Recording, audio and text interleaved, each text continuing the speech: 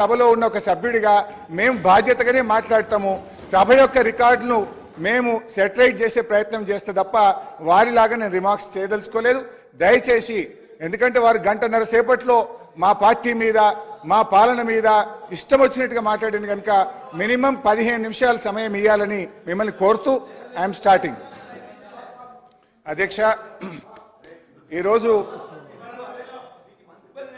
నువ్వు ఎంత లేచినా నీకు మంత్రి పదవి రాదులే అన్న.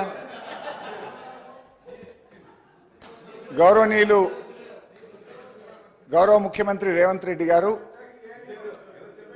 అన్న ప్లీజ్, కోమటిరెడ్డి రాజగోపాల్ అన్న జర దయనే ప్లీజ్ ప్లీజ్ దయ, మీ దయ అన్న, నేను చెంచాను లేదు అన్న. ఇప్పుడు గౌరవనీయులు ముఖ్యమంత్రి గారు మాట్లాడుతూ వారి ప్రసంగం నేను చాలా జాగ్రత్తగా కూర్చొని విన్నాను అధ్యక్ష. వారు ఇంకా ఈ రాష్ట్రానికి ముఖ్యమంత్రి అయినట్టుగా భావించడం లేదు. వారి ప్రసంగ తీరు కానీ ఈ సభ వారు నడుపుతున్నటువంటి తీరు చూస్తూ ఉంటే ఇంకా ఆయన ప్రతిపక్షంలో ఉన్నట్టు, ఒక పిసిసి అధ్యక్షుడిగా ఉన్నట్టు, ఒక స్లీపింగ్ రిమార్క్స్ ఎలక్షన్ స్పీచ్ తరహాలో వారు మాట్లాడుతూ ఉన్నారు. బాధ్యతాయుతంగా మాట్లాడతారేమో, వారు మారుతారేమోనని నేను భావించాను. కానీ వారి ప్రసంగం అంతా కూడా ఒక ప్రతిపక్షంలో ఆ రోజు ఎట్లయితే గోబల్స్ ప్రచారం చేస్తూ ఒక అబద్ధాన్ని 100 సార్లు చెప్తే నిజమైద్దన్న రీతిలో గతంలో వ్యవహరించారో, ఇవాళ సభానాయకుడు కూడా అదే తీరును వారు ప్రదర్శించడం ఇది దురదృష్టకరం. ఈ సభకు ఆయనకు మంచిది కాదని నేను హితవు పలుకుతా ఉన్నాను. ఇకపోతే అధ్యక్ష, వారు కుటుంబ పాలన గురించి ప్రారంభించారు. వెనకటికి కూడా గొంగళ్ళ కూర్చొని ఇంటికెళ్ళేరిండట. ఇవాళ వాళ్ళ పరిస్థితి అట్లా ఉన్నది. అసలు మీ పార్టీ నెహ్రూ గారు, సోనియా గాంధీ గారు, రాజీవ్ గాంధీ గారు చనిపోతే ఒక NRI Italy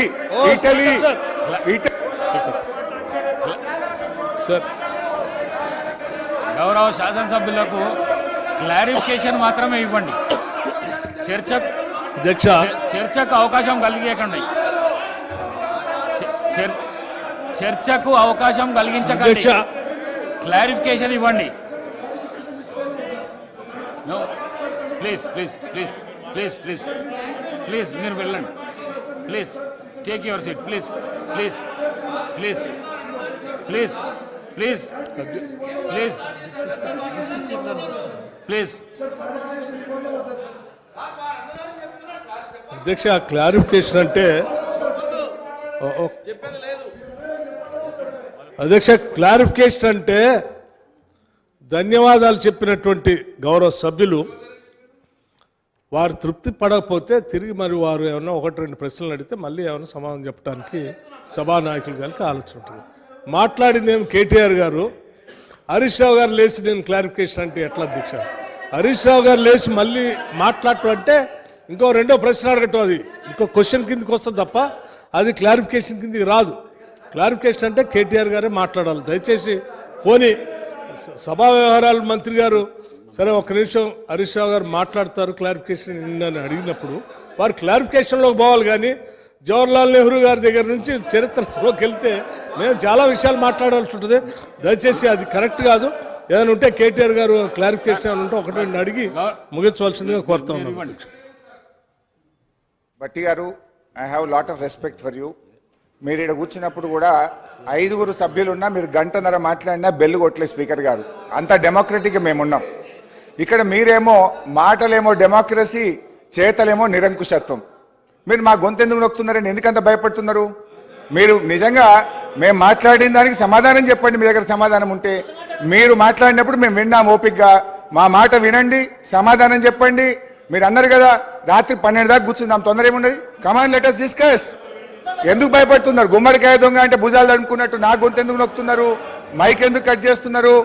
please please please bear with us. అధ్యక్ష, అసలు కుటుంబ నేపథ్యం కలిగిన పార్టీ కాంగ్రెస్ పార్టీ.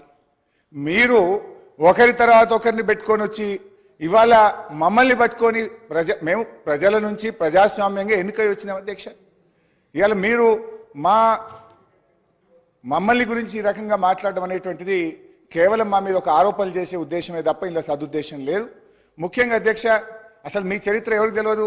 మన తెలంగాణ ముద్దుబిడ్డ పివి నరసింహారావు గారు ఈ దేశ ప్రధానమంత్రిగా చనిపోతే కనీసం చూడడానికి కూడా పోనటువంటి పార్టీ మీ కాంగ్రెస్ పార్టీ. మీ సోనియా గాంధీ గారు కానీ సార్ ఆబ్జెక్షన్ సార్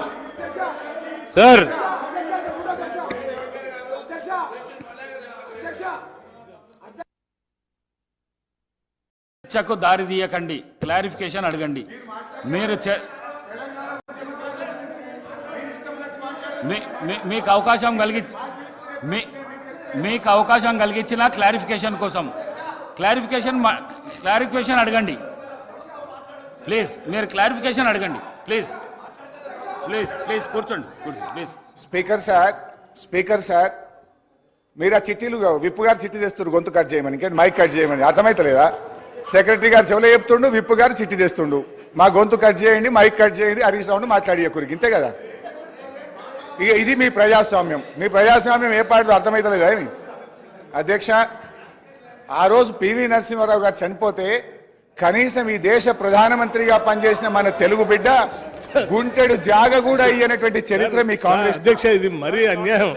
వారికి గౌరవ సభ్యులు, సీనియర్ సభ్యులని వారికి క్లారిఫికేషన్ కోసం మైక్ ఇస్తే 2 సార్లు 3 సార్లు 4 సార్లు విజ్ఞప్తి చేశాం. వారు సభా వ్యవహారాల మంత్రి చేశారు, నేను చేశాను. క్లారిఫికేషన్ ఏదంటే అడగండి అన్నాం, అది వదిలిపెట్టారు. 2 సార్లు ఇస్తే రెండోసారి ఎక్కడికో పోయారు, మూడోసారి పివి నరసింహారావు గారి దగ్గర పోయారు. దిస్ ఈజ్ నాట్ కరెక్ట్ అధ్యక్ష. ఏమంటే క్లారిఫికేషన్ సంబంధించి ఏదైనా అడిగేది ఉంటే ఒకటి అడగండి, దాంతో ముగించండి. ఎక్కడికో మాత్రం పోవటం కరెక్ట్ కాదు. మీరు చాలా సీనియర్ సభ్యులు సార్, ఇప్పుడు క్లారిఫికేషన్ కు రండి. నేను ముఖ్యమంత్రి గారు ఎక్కడ ప్రసంగం రాసినో ఓపిక్గా 6 పేజీలు రాసుకున్నా. ఆయన ఎక్కడ స్టార్ట్ చేసిండో నేను అక్కడనే స్టార్ట్ చేసిన. 1 by 1 వారు చెప్పిన ప్రతిదానికి నేను క్లారిఫికేషన్ ఇవ్వదలుచుకున్నా, క్లారిఫికేషన్ అడగదలుచుకున్నా, క్లారిఫికేషన్ ఇవ్వదలుచుకున్నా.